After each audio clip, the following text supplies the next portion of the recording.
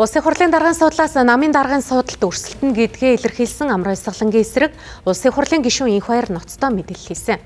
Үүний ницаалт болгож хэвлэлийн баг хурал зарласан спикер хууль зүйн дотоод хэргийн сайд асан Улсын хурлын гишүүн Инх Баярыг шүүхэд өгнө гэж мэдэгдээд байгаа юм. Ирэх баригч намын нөлөө бүхий гишүүдийн байр суурьтай холбоотой мэдээллийг сэтгүүлч мөхтөл та бүхэнд дэлгэрүүлэн хүргэх гэж байна. За оройн төргийн үзэгчтэй улсын хурлын гишүүн хууль зүйн дотоод хэргийн сайд Инх Баярын хувьд Монгол Ардын намын даргад нэр дэвшгээ зарлаад байгаа. Улсын хурлын дарга Амар Баясгалантай холбоотой нэлээдгүй ноцтой мэдээлэл хэвлэлдээр өгсөн. Үүнтэй холбогдуулаад Монгол Ардын намын даргад нэр дэвшигч улсын хурлын дарга Амар Баясгалангийн хувьд өчигдөр сэтгүүлчтэй уулзаж өөрийнхөө байр суурийг илэрхийлсэн.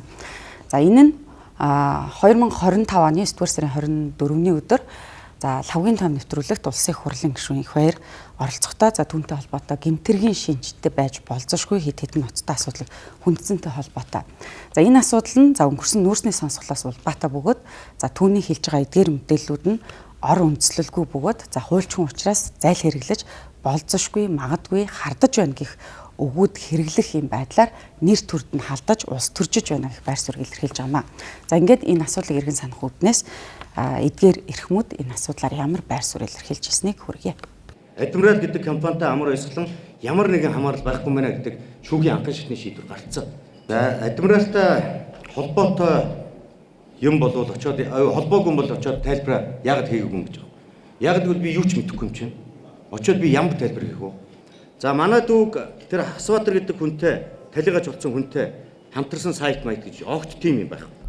Манай гэр бүл тэр хүнтэй уулзах нь битгийг л тэр хүний нэрийг ч мэдэхгүй хэвлэлээс харж байгаа. Харин одоо талигаж болсон хүний ясыг их хөндлөцүүлж явах шиг байна. Тэр үр хүүхдүүдээс нь та нар өөрсдөө холбогдож мэдээлэл авах хэрэгтэй. Болзошгүй, магадгүй би хардж ийн гэдэг өнцгөр ярьсан хүнийг өгсөд явж байхад чирикийн мур шиг дагаад явж идэг нөхөр жоохон асуудал үүсгээр нь 10 нуруу хутга шаадаг ийм нөхөр хэвлэлээр орж ярьсан нь үнэн гэж ойлгож болохгүй. Тухайн ордын нүүрс борлуулалтын монопол гэрээг баяжуулах үйлдвэр барих гэдэг халхавчаар Адмирал компанид өгсөн гэх асуудал хөндөгдсөн. Энэ нь шинжээчийн дүгнэлтээр нотлогдсон. Олон хууль тогтоом зөрчсөн гэдэг нь нотлогдсон. Энд олон улс төрч хамаарал бүхий этгээдүүдийн асуудал сонсголоор яригдсан. Энэ дотор одоогийн улсын их хурлын дарга гэрчээр дуудагдсан өөр ирээгүй. Гэрчээр дуудагдаа ирээгүй шүү дээ. Тухайн үед ирэхгүй яасан. Ирээд хариулахгүй яасан. Ард түмний төлөөллийн дэд байгуулга юм. Одоо нэг хэвлэлээр мэдээлэл гаргаад юу болох юм? Өөрөө тэр шинжээчийн гаргаж байгаа нотлох хөрөмтөн дээр үнэн мөнөө ирээд тайлбар өгөх ёстой байсан шүү дээ. Тэгээд тухайн үед зүхтаж алга болчиход. Тэгээд одоо энэ хэвлэлээр гараа баримтууд бол дандаа их сурвалжтай баримтууд шүү дээ. Тэр 30 сая долларын баримтанд тайлбар хийх хэрэгтэй шүү дээ. Улсын хурлын гишүүн хууль зүйн дотоод хэргийн сайд Инх Баярын хувьд хүндсэн ноцтой асуудлуудын дунд нүүрсний хулгай 2 эхэллээ гэдэг энэ том баримтыг ярьсан. Тухайлах юм бол гашуун сухад ганц мод бомтын хил дамнсан төмөр замын бүтээн байгуулалтын бүгд найрамдах хятад ард улстай хийсэн энэ хилцээ эрүүгээр нүүрсний үнийг хит давуу байдлаар биржийн үнээс бага үнээр олгохоор хятадын талтай тохиролцсон. Үүндээ одоогийн Монгол Ардын намын даргад нэр дэвшээд байгаа Амар Баясгалан оролцсон гэдэг ийм мэдээллийг бас өгöd байгаа. Энэ дээр хууль шүүхийн байгууллагаас шалгах ёстой гэсэн мэдээлэл өгч байгаа. Яг одоогийн байдлаар бүгд найрамдах хятад ард улсын талтай Эрдэнэс 5-7 компани болон хятадын China Energy компаниудын хооронд нүүрсний үнийг ямар үнээр тогтоосон юм бэ? Хэлэлцээр дээр юу гэж тусгасан юм бэ гэдэг нь тодорхойгүй байгаа. Гэтэл улсын хурлын гишүүн Инх Баярын хувьд энэ асуудлыг Монгол Ардын намын даргад нэр дэвшигч улсын хурлын дарга Амар Баясгалан маш сайн мэдэж байгаа гэд дараах баримтыг дэлгэж байгаамаа. Зүгээр хятадын засгийн газрын зүгээс энэ төмөр замын холбоотой ч гэдэг юм уу, энэ нүүрсний гэрээтэй ч гэдэг юм уу холбоотойгоор ярьж өгж байгаа би бол мэдэхгүй. Үнэтэй холбоотой асуудлаар улсын их хурл дээр огт яригдаагүй.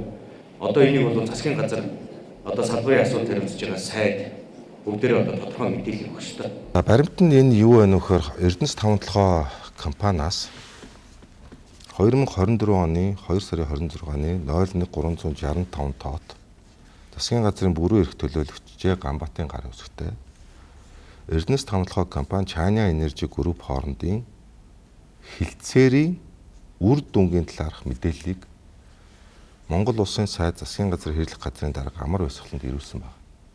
За түүнчлэн одоо нүүрсний хулгайн хэрэгтэй холбоотой энэ асуудал дээр за улсын их хурлын гишүүн энх баярын зүгээс хэлж байгаа нэг ноцтой мэдээлэл нь за нүүрсний сонсголын үеэр Эрдэнэс 5-7 хувьцат компани захирлаар ажиллаж байсан Ган хоёгийн зүгээс одоогийн улсын их хурлын дарга амар баясгаланд хандаж мессеж бичсэн. За энэ мессежтэндээ ноцтой улс төрийн шинжтэй за нүүрсний ордыг даваа эрхтэйгээр авахтай холбоотой ийм асуудлуудыг агуулсан байсан гэдэг мэдээллийг за нэвтрүүлэгт оролцох үеэр хүндсэн. За гэхдээ маш ховор тохиолдлоор Монгол Ардын намын гишүүн Чингэлтэй дүүргийн улс төрийн ажилд амар баясгалан гэгч рүү андуурч мессеж бичсэнтэй холбогдуулаад энэ асуудал ил болсон гэдэг мэдээлэл өгсөн. За тэгвэл Чингэлтэй дүүргийн Монгол Ардын намын хорооны улс төрийн ажилд амар баясгалан гэж хинбэ гэдгийг хайж үзэх юм бол за одоогийн байдлаар бол Чингэлтэй дүүргийн 5 дугаар хорооны засаг даргаар ажилладаг ийм хүн юм байна. За тэгэхээр энэ асуудал маргааш за Монгол Ардын намын баг хурал дээр бас яригдах учиртай. За ингээд бид нар Чингэлтэй дүүргийн 5 дугаар хорооны засаг дарга буюу за Монгол Ардын намын даргад өрсөлдөж байгаа амар баясгалантай адилхан нэртэй амар баясгалантай холбоотой асуудлыг үргэлжлүүлэн үзэгч та бүхэндээ сурвалжлан хүргэх болно. Анхаарал хандуулсанд баярлалаа.